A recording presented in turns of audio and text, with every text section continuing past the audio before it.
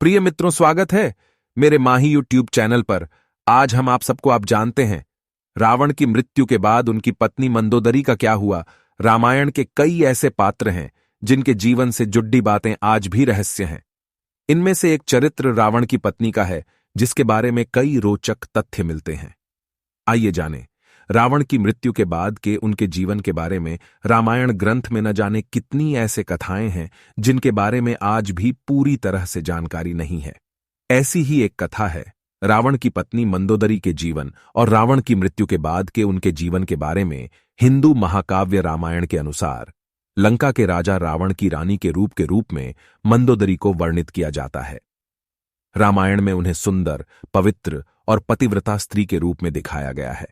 उन्हें रामायण काल की सबसे सुंदर पंचकन्याओं के रूप में जाना जाता है और मान्यता है कि उनके नाम से कई बाधाएं दूर होती हैं। आइए जानें रावण की मृत्यु के बाद मंदोदरी के जीवन के बारे में कुछ प्रचलित कथाओं के बारे में। मंदोदरी असुरों के राजा मायासुर और अप्सरा हेमा की बेटी थी। मंदोदरी उस समय की सबसे सुंदर और गुणवती स्त्री थी। इसी वजह से लंकापति रावण ने उनसे विवाह किया और वो लंका की पटरानी बनी। मंदोदरी के दो पुत्र को मेघनाद और अक्षय कुमार थे। हालांकि कुछ पौराणिक कथाओं में माता सीता को भी मंदोदरी की पुत्री के रूप में वर्णित किया जाता है। मंदोदरी को एक पतिव्रता स्त्री के रूप में याद किया जाता है और अपने पति रावण के लाख दोषों के बावजूद मंदोदरी उनसे प्रेम करती थीं और उन्हें अपना सर्वस्व मानती थीं।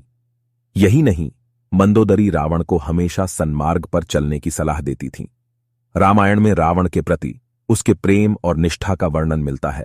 पौराणिक कथाओं में बताया जाता है कि रामायण काल में प्रभु श्री राम ने जब रावण का वध किया, उस समय लंका में सिर्फ रावण के भाई विभीषण मौजूद थे। उस समय राम जी ने विभीषण का राज्याभिषेक कर दिया और उन्हें लंकापति नियुक्त किया। उस समय मंदोदरी ने विभीषण की शरण ले और उनकी पत्नी के रूप में जीवन व्यतीत करने लगी। हालांकि रामायण में इस बात का कहीं बहुत ज्यादा जिक्र नहीं है और कुछ लोगों का मानना यह भी है कि रावण की मृत्यु के बाद मंदोदरी ने मृत्यु को चुना और वो सती हो गई। रावण की मृत्यु के बाद मंदोदरी के जीवन से जुड़े अन्य तथ्य। एक पौराणिक कथा में इस बात का जिक्र मिलता है कि रावण की मृत्यु के बाद राम ने मंदोदरी को सांत्वना दी और उन्हें रानी और उनके पति की विधवा के रूप में उनके कर्तव्यों की याद दिलाई। इसके साथ ही उन्होंने लंका के नए राजा की पटरानी बनने की सलाह भी दी। लेकिन मंदोदरी ने विधवा का जीवन ही स्वीकार किया और आध्यात्म में डूब गईं। मंदोदरी ने अपना आगे का जीवन धार्मिक प्रथाओं के लिए समर्पित कर दिया। हालांकि इसका भी कोई ठोस प्रमाण नहीं मिलता है और यह इस तथ्य पर आधारित है कि मंदोदरी एक धर्मपरायण स्त्री थीं और शायद इसी वजह से रावण की मृत्यु के बाद उन्होंने ऐसे ही जीवन को अपनाया होगा। मंदोदरी के बारे में कुछ रोचक तथ्य। मंदोदरी हेमा नाम की अप्सरा की बेटी थी। एक बार देवराज इंद्र की सभा में ऋषि कश्यप के पुत्र माया की दृष्टि हेमा पर गई और वह उस पर मोहित हो गए। माया ने हेमा के सामने शादी का प्रस्ताव रखा। शादी के बाद हेमा ने मायासुर की बेटी को जन्म दिया जिसका नाम मथुरा रखा गया। अप्सरा की पुत्री होने के कारण मथुरा अत्यंत सुंदर और आकर्षक थी। जब मंदोदरी का विवाह हुआ तो उसके पिता मयासुर ने योग्य वर की खोज शुरू की, लेकिन उसे अपनी सुंदर पुत्री के योग्य कोई वर नहीं मिला। मयासुर ने मंदोदरी को रावण से मिलवाया।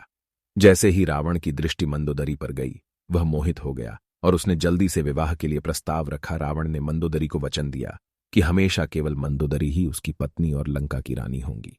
विवाह के बाद मंदोदरी को उपहार के रूप में मायासुर ने रावण को सोने की लंका दी। एक कहानी यह भी है कि रावण की मृत्यु एक विशेष बाण से हुई थी और इस बाण की सूचना मंदोदरी ने ही हनुमान को दी थी। रावण की मृत्यु के बाद वास्तव में मंदोदरी का क्या हुआ, इस बात के लिए कोई प्रमाणिक तथ्य नहीं मिलते हैं, लेकिन कुछ कथाओं में उनके आगे के जीवन के बारे में जिक्र मिलता है। अगर तो दोस्तों कैसा लगा यह वीडियो कमेंट बॉक्स में जरूर बताएं और लाइक, शेयर, सब्सक्राइब जरूर करें।